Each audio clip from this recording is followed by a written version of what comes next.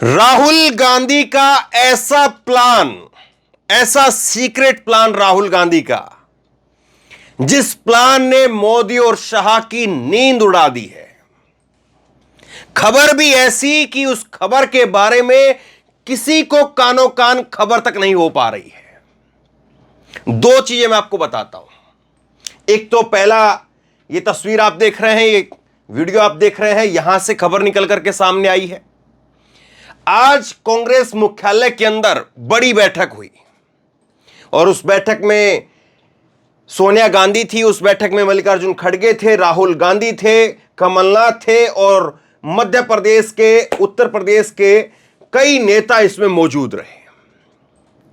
140 सीटों को लेकर के ऐसा मंथन वहां पर किया जा रहा है। एक एक नाम को इतनी बारीकी से वो चेक किया जा रहा है। बीजेपी के पसीने छूटे हुए हैं, मोदी और शाह के पसीने छूटे हुए हैं कि हमने दो दो लिस्ट जारी कर दी है और ये पहली लिस्ट भी जारी नहीं कर रहे हैं। राजनीति में इसके बहुत बड़े मायने होते हैं, इस पर बात करेंगे। दूसरी जो बड़ी खबर है वो यहां से निकल करके आई।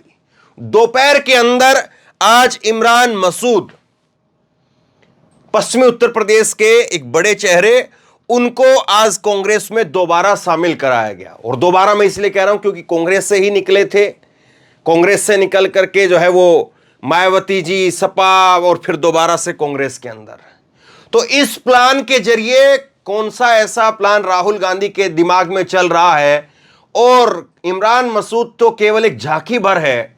कई सारे नेता अभी और बाकी हैं जिनकी कतार अगर आप देखेंगे तो वो कतार जो है वो उत्तर प्रदेश के अंदर बहुत कुछ इस बार जो है समीकरण पलट सकती है। खैर, पहली इस तस्वीर से बात करेंगे और पहली इस खबर से जो है बात करेंगे, और इस खबर से जब आप बात करेंगे तो फिर बहुत कुछ जो है वो समझ में आएगा। देखिए, कांग्रेस पार्टी ने कर्नाटक के अंदर अपनी टिकटों की घोषणा पहले कर दी। बीजेपी ने उस दाव को कॉपी किया और बीजेपी ने उसी तरह से कर्नाटक की तर्ज पर मध्य प्रदेश में टिकटों की घोषणा पहले कर दी। पहले 39 सीटों की घोषणा और उसके बाद में फिर दोबारा से 39 सीटों की घोषणा, और उसमें 7 बड़े जो है वो सांसदों को उतारा, जिसमें 3 मंत्री, केंद्रीय मंत्री और एक राष्ट्रीय महासचिव, उनको उतार दिया। लेकिन कांग्रेस यहां पर टिकटों की घोषणा नहीं कर दी है। उल्टा आज कांग्रेस की इस बैठक के बाद में कमलनाथ निकल करके सामने आए। कमलनाथ का बयान मैं आपको सुनाता हूं। 140 सीटों पर यहां पर मंथन की बात कही गई, लेकिन नाम निकल करके सामने नहीं आ रहे हैं। अब इसकी वजह क्या है उस पर मैं बताऊंगा, लेकिन पहले 2 ट्वीट देखिए। दिल्ली स्थित कांग्रेस मुख्यालय में मध्य प्रदेश विधानसभा चुनाव को लेकर के केंद्रीय मंत्री चुनाव समिति की बैठक जारी है। इस बैठक में कांग्रेस अध्यक्ष मल्लिकार्जुन खड़गे, सीपीपी चेयरपर्सन श्रीमती सोनिया गांधी जी, पूर्व कांग्रेस अध्यक्ष राहुल गांधी समेत पार्टी के वरिष्ठ नेता शामिल हुए। तो ये कांग्रेस पार्टी की तरफ से ट्वीट किया गया कि मध्य प्रदेश चुनावों को लेकर के आज बैठक हुई है। एक मध्य प्रदेश को लेकर के देखिए कैसे रणनीति कांग्रेस पार्टी फिक्स कर रही है। और याद होगा, इससे पहले भी बैठकें हो चुकी है और उस बैठक के अंदर राहुल गांधी ने 150 सीटों का लक्ष्य दिया था कि 150 सीट हम जीतने जा रहे हैं। राहुल गांधी ने तब बाहर आकर के कहा था। लेकिन आज कमलनाथ बाहर आए इस बैठक के बाद में, और कमलनाथ ने कहा कि हमारा करीब करीब 140 सीटों के ऊपर नाम तय हो गए हैं, अभी एक बैठक और होगी, फिर उसके बाद घोषणा करेंगे। सुनिए, आज मध्य प्रदेश चुनाव को लेकर के केंद्रीय चुनाव समिति की बैठक हुई। इसमें लगभग 140 सीटों के ऊपर चर्चा हुई। मध्य प्रदेश कांग्रेस के अध्यक्ष कमलनाथ इस बात को कह रहे हैं। अब एक बार जरा बयान सुनिए। पहले इन्होंने क्या कहा है, पहले वो सुन लीजिए। अभी हमारी सेंट्रल इलेक्शन कमेटी की बैठक हुई है। हमने बहुत सारे नामों पर चर्चा करी है। अभी कोई फैसला नहीं हुआ और ये फैसला अगले 6-7 दिन में हम करेंगे। पर लगभग हमने 140 सीटों पर, 130-40 सीटों पर चर्चा हुई है और सबके सुझाव सुन लिए। सबके सुझाव सुन के अब फिर से हम बैठक बुलाएंगे और फैसला करेंगे। बोलिए, अभी 4-5 दिन तो लगेंगे क्योंकि सीटों पर चर्चा हुई है सर, लगभग 140 सीटों पर। कमलनाथ कह रहे हैं कि 140 सीटों के ऊपर आज सीईसी की बैठक के अंदर चर्चा हुई, और उसमें जो है वो नाम तय हो गए हैं, लेकिन अभी एक बैठक और बुलाई जाएगी 5-6 दिनों के बाद में, और उस बैठक के बाद में जो है हम नामों को सार्वजनिक तौर पर ऐलान करेंगे। चुनाव आयोग की घोषणा मैं आपको बता दूं कि पिछली बार जो है वो 6 तारीख को हो गई थी, इस बार जो है वो 8 या 9 तारीख को, या हो सकता है कि 10 तारीख को। 9 और 10 तारीख की जो है ज़्यादा संभावनाएं बताई जा रही है, 8 तारीख की नहीं है। वो क्यों है मैं आपको फिर अलग से बताऊंगा। 9 या 10 तारीख को जो है वो आचार संहिता लग सकती है, और आचार संहिता लगे हो सकता है कि उसी दिन या उसके 2 दिन बाद में कांग्रेस पार्टी यहां पर टिकटों की घोषणा जो है वो कर देगी। लेकिन सवाल एक और है। सवाल यह है कि एक तरफ बीजेपी ने अपने सारे जो है वो ऐलान कर दिए हैं, बीजेपी जो अपनी 2 टिकटों का ऐलान कर चुकी है, तो फिर यहां पर कांग्रेस क्यों नहीं कर रही है? इसके पीछे गणित समझिए। इसके पीछे गणित यह है कि कांग्रेस जो है वो बीजेपी को भगा भगा करके जो है वो खिलाना चाह रही है। वो इसलिए कि जिन सीटों के ऊपर 39 सीटें जो पिछली बार जिसकी घोषणा की थी बीजेपी की तरफ से, उस पर बीजेपी शून्य थी। मतलब बीजेपी ने सारी हारी हुई सीटों के ऊपर अपना जो है वो नेताओं को उतारा था। उसके बाद दोबारा जो 39 सीटों की घोषणा हुई, वहां पर भी 3 सीटों को छोड़ करके बीजेपी हारी हुई थी। यानी कुल जो है वो 78 सीटों की घोषणा हुई, और 78 में से 3 सीटें बीजेपी के पास में, सारी सीटें कांग्रेस के पास में है। तो कांग्रेस और बीजेपी अब जो है वो, बीजेपी ये देख रही है कि जहां पर हमारे जो मजबूत गढ़ है वहां पर वो किसको उतारती है, क्योंकि जहां पर जिन उनको उतारना था उनको तो उतार दिया, लेकिन अब जो उनका जो मजबूत गढ़ है वहां पर किसको उतारा जाता है। लेकिन बीजेपी को जो है वो कांग्रेस की तरफ से अभी और जो है वो इसमें भगाया जा रहा है कि आप उतारो, उसके बाद में हम देखते हैं।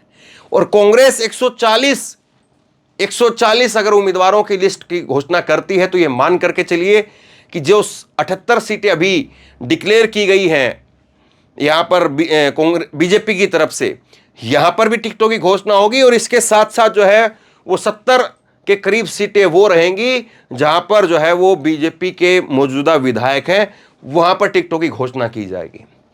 तो कांग्रेस पार्टी यहां पर किसी प्रकार का कोई चांस नहीं ले रही है। बताया जा रहा है कि राहुल गांधी जो है मध्य प्रदेश में इस बार सबक सिखाना चाहते हैं, और यह बताने की आवश्यकता नहीं कि सबक किसको सिखाने की तैयारी चल रही है।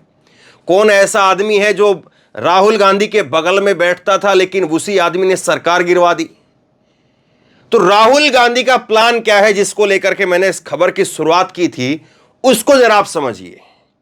राहुल गांधी का प्लान यह है कि जो छोड़ करके गया है और जिसने सरकार गिरवाने का काम किया है, उसको मजा चखाया जाए, और उसके लिए पूरी तरह से होमवर्क करके एक एक सीट को पूरी तरह से बारीकी से उसके ऊपर चर्चा करके तब जाकर के जो टिकटों की घोषणा की जाए।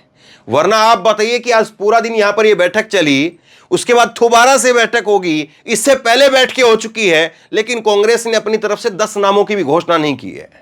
मतलब एक एक सीट के ऊपर पूरी खींचतान करके तब जो है वो उम्मीदवार को उतारा जाए। राहुल गांधी इस बार बता रहे हैं कि उन्होंने जो 150 का आंकड़ा दिया है, वो चाहते हैं कि 150 सीटें आएं, ताकि जो छोड़ करके गए हैं उनको उनकी जगह दिखाई जा सके। यह मध्य प्रदेश को लेकर के राहुल गांधी का प्लान है। अब आइए उत्तर प्रदेश को लेकर के, जिसकी मैंने शुरुआत में बात की थी कि राहुल गांधी का ऐसा प्लान है जिसको लेकर के किसी की कानो कान खबर तक नहीं हो पा रही है। ये 2 तस्वीरें आप देखिए। ये तस्वीर आज की है जब इमरान मसूद जो है शामिल हुए, और पवन खेड़ा जो है हाथ पकड़ करके उनका जो है वो बता रहे हैं कि हाँ अब हमारे साथ में इमरान मसूद रहेंगे। इमरान मसूद ने भी कहा कि मैं अब कब्र तक कांग्रेस में रहूंगा, जब तक मैं कब्र में नहीं पहुंच जाता हूं, उससे पहले तक मैं अब कांग्रेस के अंदर ही रहूंगा। और ये लंबी लाइन इमरान ने क्यों खींची मैं आपको बताऊंगा, लेकिन ये दूसरी तस्वीर भी देखिए। ये दूसरी तस्वीर है दानिश अली की। इमरान ने क्या कहा है पहले वो जरा देखिए। इमरान ने कहा है कि राहुल जी की यात्रा के बाद में पूरे देश में परिवर्तन का माहौल बना, इसका असर हिमाचल कर्नाटक के चुनाव में दिखाई दिया। आज कांग्रेस में शामिल होने पर मैं हृदय की गहराइयों से धन्यवाद करता हूं। इसके साथ साथ इमरान ने कहा कि मैं राहुल से और प्रियंका से जाकर के मिल करके माफी मांगूंगा, क्योंकि मेरे ऊपर भरोसा किया राहुल और प्रियंका ने, और बताया जाता है जब छोड़ करके जा रहे थे उस वक्त बात भी हुई थी, लेकिन ठीक है चले गए। तो इसीलिए इन्होंने आज कहा इस पीसी के अंदर, मैंने आपको पीसी दोपहर में सुनवाई भी है, कि मैं राहुल और प्रियंका से माफी मांगूंगा और अब जो है वो कब्र में जब तक पहुंचूं तब तक मैं अब और कहीं नहीं जाऊंगा, यहीं पर रहूंगा। यह दरअसल इसलिए कि लोगों का विश्वास जीतना जरूरी है।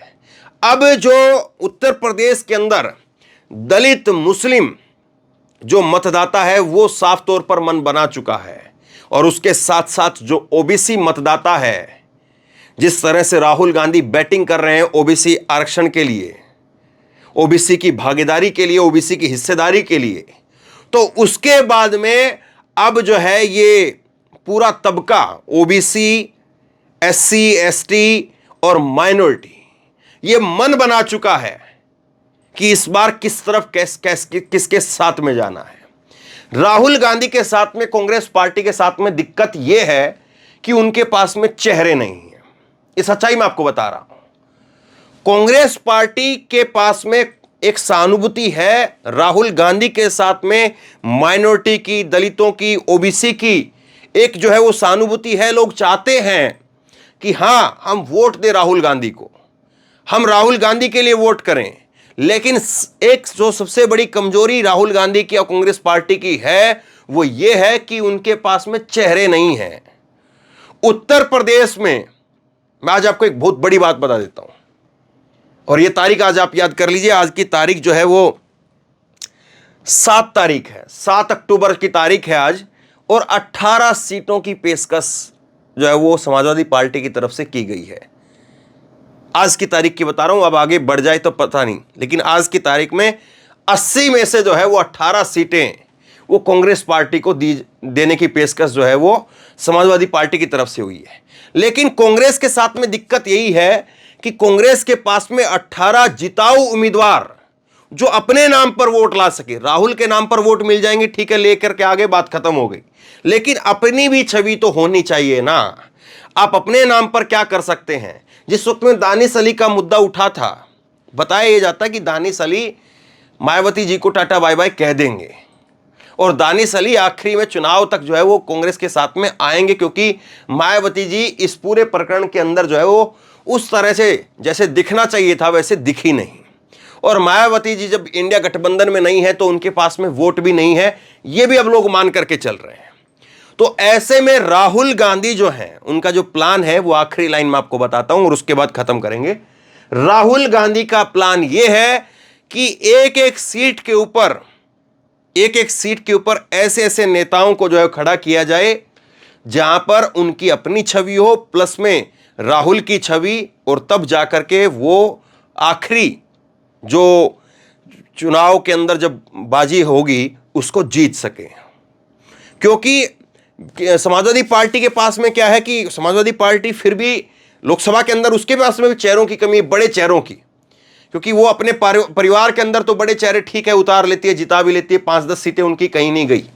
अगर वो एक साथ लड़ेंगे तब तो खैर वो और ज़्यादा अच्छा करेंगे, लेकिन अगर अकेले भी लड़ते हुए तब भी उनकी 5-7 सीटें तो कहीं नहीं गई।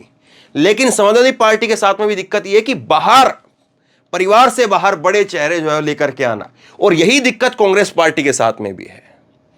अब राहुल का जो प्लान है वो यही है कि किसी न किसी तरीके से हवा जिस तरह से बनाई गई है, हवा जिस तरह से है उसको तो रखा ही जाए, और उसके साथ साथ जो है जिस तरह से मोदी अपने नाम पर वोट मांगते हैं वो पैटर्न भी उत्तर प्रदेश के अंदर लाया जाए, और उसके साथ साथ ऐसे कैंडिडेटों को चुन चुन करके जो है वो खड़ा किया जाए जो कैंडिडेट अपने नाम पर भी जिनका वोट हो, जिनका वजूद हो। क्योंकि लोग तो वोट देना चाहते हैं, लेकिन कैंडिडेट कौन है जिसको वोट दिया जाए, कैंडिडेट कौन है जिसको सांसद बनाया जाए, ऐसे कैंडिडेट सामने लाने पड़ेंगे, ऐसे कैंडिडेट दिखाने पड़ेंगे। क्योंकि कांग्रेस का एक अरसा हो गया है, उत्तर प्रदेश में लोगों ने मान लिया है कि कांग्रेस मतलब कि अमेठी और रायबरेली, और आज अमेठी को लेकर के फिर से जिक्र हुआ। आज जो है वो अजय राय ने अमेठी को लेकर के फिर से जिक्र किया, वो फिर अभी उसमें जो है वो कुछ कड़ियां जुड़नी बाकी, इसलिए कभी बाद में बात करेंगे उस पर। तो अब कांग्रेस पार्टी को अपनी 18 सीटें या फिर बढ़ा करके अगर वो 25 सीटें लेकर के जाती हैं, वहां तक, उन सीटों तक अपने उम्मीदवार दिखाने पड़ेंगे कि हमारे उम्मीदवार ये हैं और इन उम्मीदवारों के बलबूते पर हम 24 जीतेंगे। क्योंकि 18 सीटें या 25 सीटें, आखिरी जो बताया जाता है वो यही है कि 25 सीटें हो सकती है, क्योंकि कुछ सीटें जेडीयू के साथ में भी विचार चल रहा है। एक जो है वो प्लान ये भी है कि नीतीश कुमार को भी जो है वो फूलपुर से लड़ाया जाए, मल्लिकार्जुन खड़गे को लड़ाया जाए, और हो सकता है कि राहुल गांधी भी जो है वो लड़ जाएं, और उसके साथ में वरुण गांधी, उनकी भी वापसी हो सकती है। तो बहुत ज़्यादा जो है अभी चीज़ें पक रही है, धीरे धीरे अलग अलग जगह पर, अलग अलग खांचों के अंदर है, वो धीरे धीरे एक जगह पर आनी अभी बाकी है। लेकिन राहुल का ये प्लान कि एक एक सीट के ऊपर अब जो है पूरी खींचतान करके चीज़ों को रखना है, एक सीट पर जिसको जिसको बैठाया जाए वो वहां से सीट निकले ही निकले, इसको लेकर के काम हो रहा है। और राहुल का ये प्लान न केवल मध्य प्रदेश के अंदर बल्कि उत्तर प्रदेश के लोकसभा चुनाव के लिए भी, उत्तर प्रदेश में लोकसभा चुनाव के लिए भी तैयारियां चल पड़ी हैं, लेकिन किसी को कानो कान खबर तक नहीं है। कांग्रेस पार्टी के बारे में वैसे कहा जाता है कि कांग्रेस पार्टी से खबरें निकलवाना बहुत आसान काम है। बीजेपी से खबर पता नहीं चल पाती है, क्या होने वाला है, क्या करेंगे। 15 दिन तो ऐसी कंफ्यूजन में घुमा देते हैं। वन नेशन वन इलेक्शन पर बात होगी, फिर उसके बाद इंडिया भारत पर बात होगी, बाद में पता चलता है महिला आरक्षण पर बात हो रही है। तो ये बताते नहीं है बीजेपी के अंदर। बीजेपी के अंदर किसी की हैसियत भी नहीं, कोई किसी से जाकर पूछ भी ले, पता ही नहीं होता किसी को। 2 ही आदमियों को पता होता है कि क्या होने वाला है, क्या करने वाले हैं, बाकी लोगों को पता ही नहीं होता। तो पता कैसे चलेगा? कांग्रेस के बारे में बहुत आसान है। कांग्रेस में चीजें निकलवाना, कहां से क्या हो रहा है, किसका क्या निकल के आ रहा है, कांग्रेस में चीजें पता चल जाती हैं। लेकिन इस बार माहौल, मौसम कुछ बदला बदला सा है, और ये बदला हुआ मौसम, ये बदले हुए बादल, वो केवल गरज करके रह जाएंगे या इस बार वाकई बरसात होगी? सवाल ये है। शेयर कीजिए इस खबर को, लोगों तक पहुंचाइए। आप क्या सोचते हैं नीचे कमेंट बॉक्स में लिख करके जरूर बताइए। और इसी तरह की तमाम खबरों के लिए ऑनलाइन न्यूज इंडिया को सब्सक्राइब कीजिए, साथ में जो बेल आइकन है घंटी है उसको जरूर दबाइए, ताकि जैसे कोई खबर अपलोड करें उसकी नोटिफिकेशन सीधे सबसे पहले आपको मिल सके। और अगर ये वीडियो फेसबुक पर देख रहे हैं तो फेसबुक पर हमारे पेज को लाइक कीजिए, फॉलो कीजिए और इस खबर को शेयर कीजिए। धन्यवाद।